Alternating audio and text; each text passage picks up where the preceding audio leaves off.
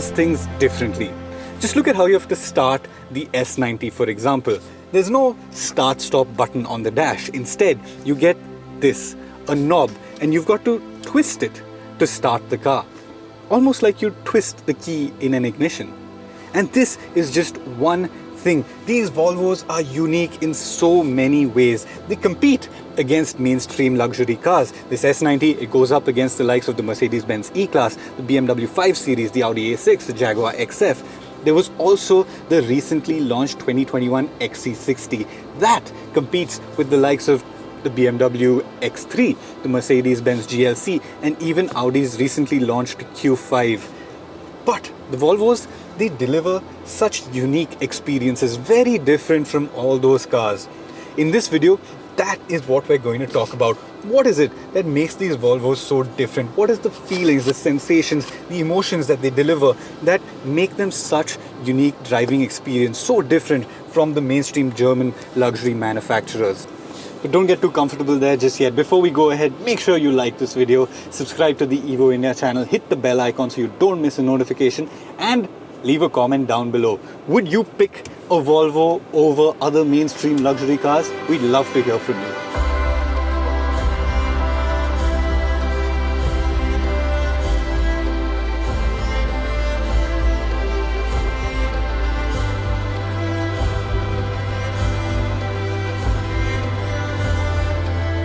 Before we get into the nitty-gritty of things, let's get what's new for 2021 out of the way first. Both the S90 and the XC60 get subtle styling tweaks on the outside. Tweaks to the grille, slightly reworked bumper designs, and a chrome strip at the front. The changes are subtle at the rear as well, with the chrome strip and body-colored inserts. On the inside, the architecture remains pretty much the same, but the big talking points are the addition of an air purifying system and the fact that the infotainment system is now integrated with Google.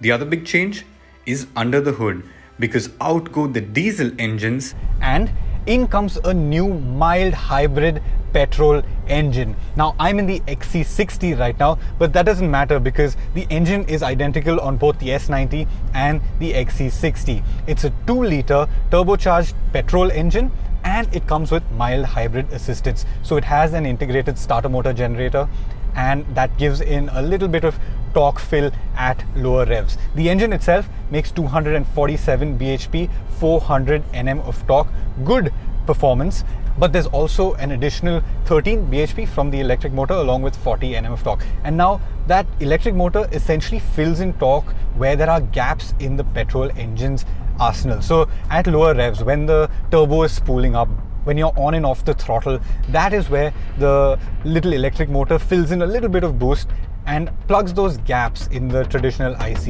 engine's torque curves.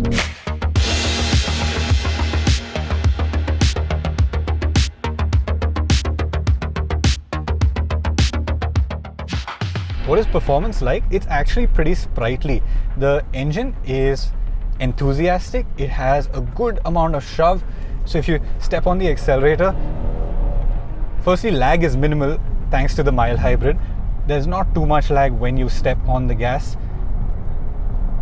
And then it likes to get a move on. It's quick. I'm already doing over 100. Very, very quickly, very rapidly. And that performance is effortless. So you're not wringing out the engine too hard. The engine never feels strained. It never feels bothered by the sort of performance you ask of it. When you're cruising at triple-digit speeds, you can make overtakes very easily, very effortlessly. And the engine feels very comfortable, no matter what you ask for it. You need to remember that all these new Volvos, they have a 180 km/h speed limit. That is in the interest of safety. It's a global thing done by Volvo. None of their cars go above 180. Not that it matters in India because all of our speed limits are maximum 120 on the highways. As for taking it to the track, these are not track cars. These are the last cars you'd want to take to the track. So it's not like the 180 km/h speed limit really matters. But coming back to performance, the engines, they feel really refined. They feel really smooth. That said, these drivetrains, they're not sporty. The S90, for example, is front-wheel drive, and because this engine has a fair amount of performance, you find yourself lighting up the front tires a lot. The traction control light can get very active if you're liberal with the throttle. The XC60 on the other hand is a little better in that respect because it gets all-wheel drive. So when there is slip detected at the front, torque gets shuffled to the rear and there isn't so much traction control intervention, and it puts down its power a little more better in that sense. But apart from that, yeah, these aren't sporty drivetrains, you know, they're not drivetrains that'll set your heart on fire. Even the gearbox is not the most snappy to react. It tends to hesitate just before you want to downshift. So if you're driving aggressively and if you're stabbing at the throttle and you want immediate acceleration, you might find the gearbox giving you just a hint of delay before it reacts to what you want. That said, when you're driving it in a relaxed manner, when you're driving it in a calm manner, when you're easing yourself into it and just taking it easy behind the wheel, it's beautiful, this drivetrain. It's really something else because it's quiet, it's smooth, the gearbox is reacting exactly like you want it to when you're not asking too much of it, keeping you in the right gear, giving you just the right amount of performance, and it's brilliant, effortless, really pleasant to drive. And that's the thing about Volvo doing things differently, right? Cars in this segment are so hung up on sportiness. The Volvo doesn't even get paddle shifters, you know. You'd think everything in this segment gets paddle shifters, but the XC60, the S90, neither of them get paddle shifters. You can shift manually. You've got to tug this gear lever down, then it goes into a manual mode, and you've got to pull it left or right for up or down shifts. So it's not the most intuitive either. You know, you're used to either backwards and forwards for upshifting and downshifting from a Tiptronic box. Left and right isn't the most intuitive. So Volvo doesn't really want you to manually control things. They want to isolate you from the driving experience. They don't want you to take decisions. Another example of that is they've deleted the drive modes. Earlier you used to have a scroller button here with drive modes. That's gone. Now the only thing you have is an off-road drive mode, which you have to dig through all of the menus and put it into off-road drive mode, which I'm guessing just is setting up the all-wheel drive system, because there's nothing much else that they can change in terms of suspension and stuff on this car. So the drive modes have been deleted as well. So any sort of decision making that you as a driver have to make about how the car is behaving has been taken out of the car. It's sort of giving you the most basic controls, giving you just as little control as you need, and that's it, you know. And if you're an enthusiastic driver, you may not like that, but there are plenty of people who would enjoy that about their car, who would appreciate that sense of just getting into a car and driving it without worrying about anything. I'll give you an example. Yeah, there are, I think, 10 or 11 different settings for the massage function of my driver's seat. Yeah, 11 settings for the massage, but no drive modes. And that gives you an idea of the sort of car the Volvo is and how different it is from everything else on the road.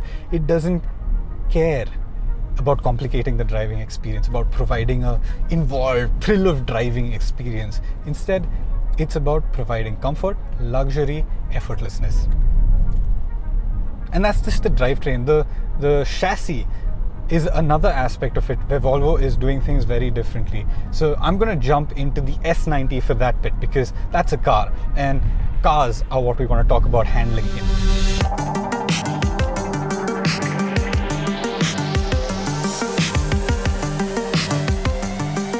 Right, so I've jumped into the S90 and now let's talk about ride and handling. But before we do that, let's talk about the platform and the layout of the platform. This is a front engine, transversely mounted engine, front wheel drive car.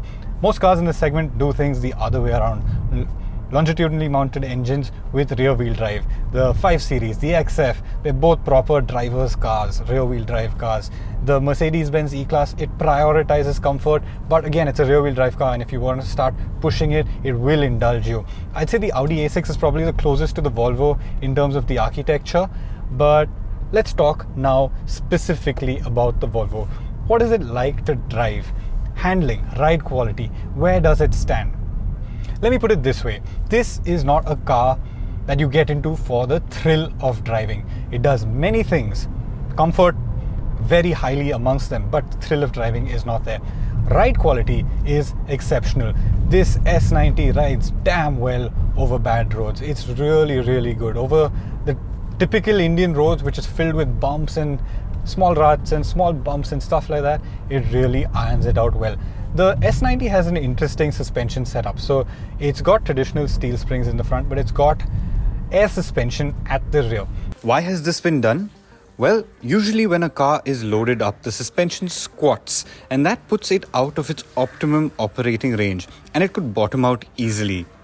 The air springs compensate for that and make sure that no matter how loaded the suspension is, it remains in the middle of its travel and does not bottom out. That essentially means when you have a loaded car and you ride over bad bumps, it'll ride in the same way that it rides when it's not loaded, which is a good thing. It really makes a huge difference to how the car rides. And that said, even the suspension inherently is very composed. You've got a good amount of compliance in it. It's comfortable. This S90 is running 18-inch wheels and it's got very good ride quality. There's no floatiness, there's no bounce from the suspension. So when you waft over smaller bumps, it stays very controlled on the other side of the bump, and it's really enjoyable to drive. Now, handling, I'd say it's good, but it's not going to thrill you. And I'll tell you why. Firstly, the steering. Yeah, it's quicker than the XC90 as well, but it's not feelsome. It's not got a lot of character to it. It's very oily and very slick. You can change the weight in the steering, so you can dive into the menus and you can actually change whether you want the steering to 2 settings, whether it's a lighter setting or a heavier setting. I prefer it on the heavier setting because it just feels a little more nice and tied down. But apart from that, you can change it to the lighter setting. So if you're driving around in the city and you don't want to put too much effort into the wheel, you can do that. That said, it doesn't change anything of the handling of the car. It doesn't make the steering more feelsome in any way. And even the suspension characteristics, it's soft. So should you find yourself driving it enthusiastically in the hills, you'll find a fair amount of body roll, a little more than you would have liked if you were driving it a sporty sedan. There's also understeer, so should you barrel into a corner too hot, there is a fair amount of scrubbing at the front. You can feel that. And this is just not a car you want to drive very well. The S90 is decent, it's not bad. It will go around a set of bends, but it won't really thrill and engage. It's not a 5 Series. It's not going to put a grin on your face.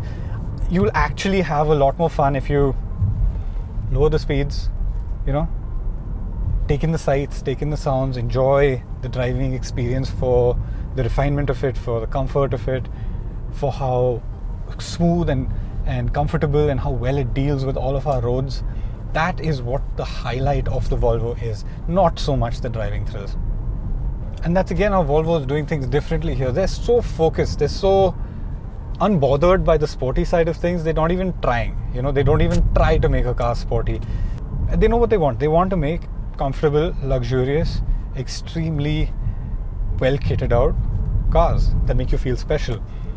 They're doing it really damn well. And it's so different from the other guys because they're trying to blend in sportiness and driving thrills and there's a little bit of this and a little bit of that, but these guys are not fussed at all. They know what they want.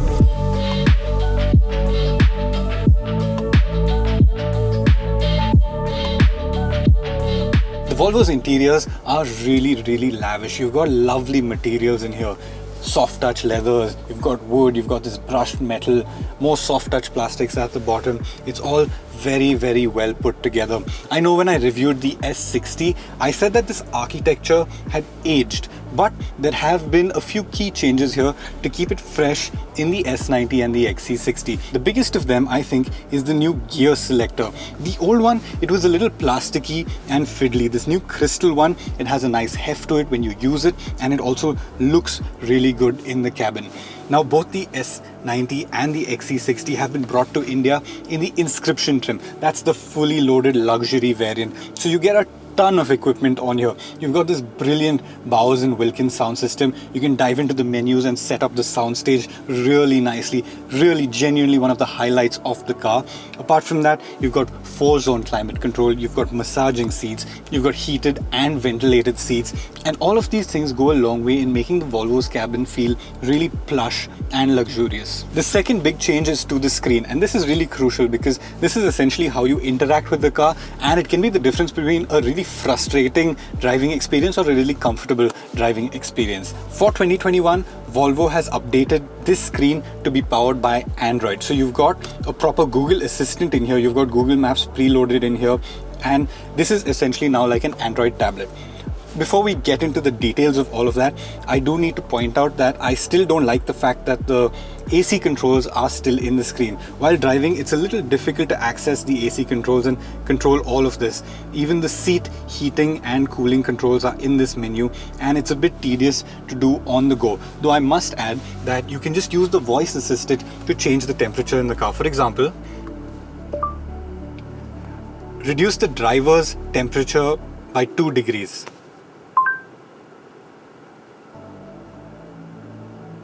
Okay, turning down the temperature for the driver.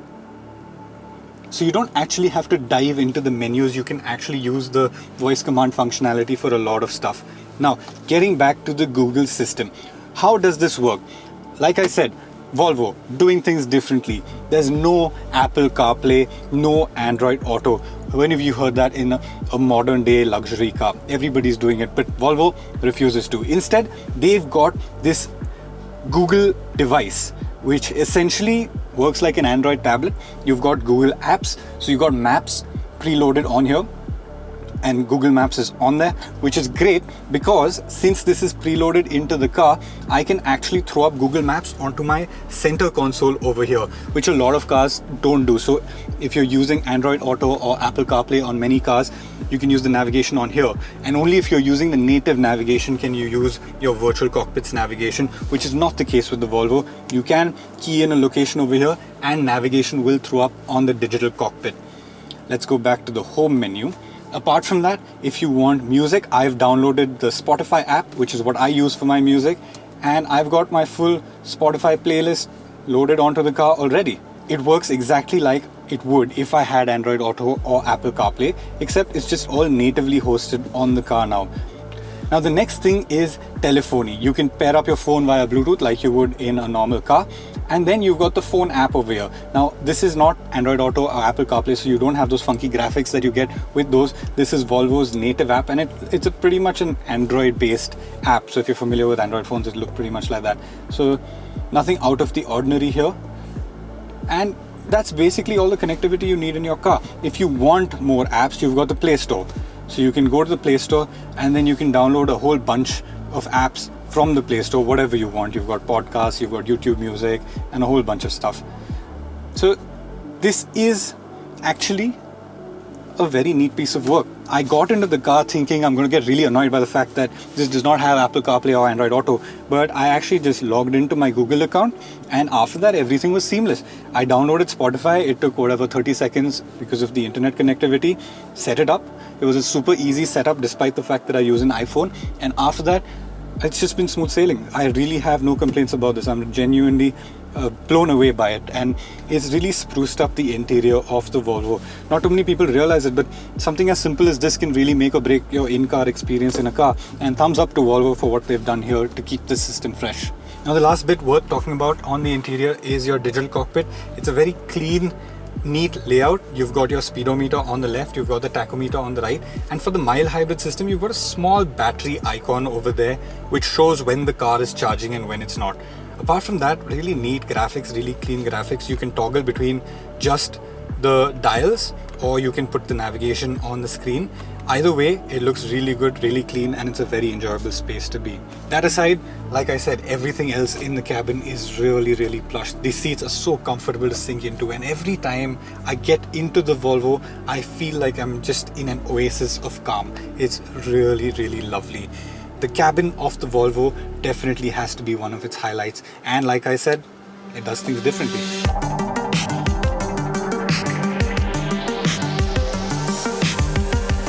One of my favorite stories about Volvo is about the 3-point seatbelt, and that's, I think, fundamentally how you can tell that they do things differently. Back when they invented the 3-point seatbelt, it was a huge innovation for automotive safety. And instead of trademarking it, patenting it, and profiting off it, Volvo decided that it's such an important invention that it needs to be shared. So they opened up the patents and shared the designs with everybody in the industry. And that's why you see the 3-pointed seatbelt on all cars today. It's because Volvo invented it, but Volvo was also kind enough to share it in the interest of safety. In this capitalist, profit-driven world, it's such a rare story to see something like this. But that is Volvo. You know, those are the stories that make Volvo, and that is why I maintain that they are a very unique brand. Now, coming to modern day Volvos, they continue to pioneer on the safety front. These guys were one of the first to bring in radar-based safety systems into the country. I know these systems are now available on a lot more affordable SUVs. You've got stuff like the Astor, you've got the XUV700 that are offering level 2 ADAS and stuff like that at a really affordable price point. But Volvo are the guys who really pioneered it and pushed it in India. What do these cars get? Well, you've got safety systems and you've got driver assistance systems. So you've got cruise control, adaptive cruise control, where you can just set the speed, lock in on the car ahead of you, and it will follow that car. If that car brakes, it'll brake. If that car accelerates, you can follow that car up to the set speed. You've also got pilot assist, you've got lane keep assist, so you can keep the car within lanes if you've got proper lane markings on the road. And you've got safety systems, so you've got front collision mitigation, rear collision mitigation. You've also got blind spot monitoring, you've got a more advanced parking assistant, and all of that comes together to make a car that you know cares about you. It's worried about you, and it'll keep you safe. They can deal with the chaos of India, they're working well, and that's a good thing. Safety is hugely important, and Volvo has always taken their safety very, very seriously. In fact, it's one of their biggest marketing points, and that continues to be the case across their new cars. Volvo's cars have always been a little left of center, and it looks like they always will be. These cars focus less on the thrill of driving, but instead are more a space that you can come into, relax in, and indulge yourself. Get in a Volvo stressed, and I promise you, you'll get out feeling much better. And not because it lets you blow off steam, but because it relaxes you. Volvos, they are different, and they're all the better for it.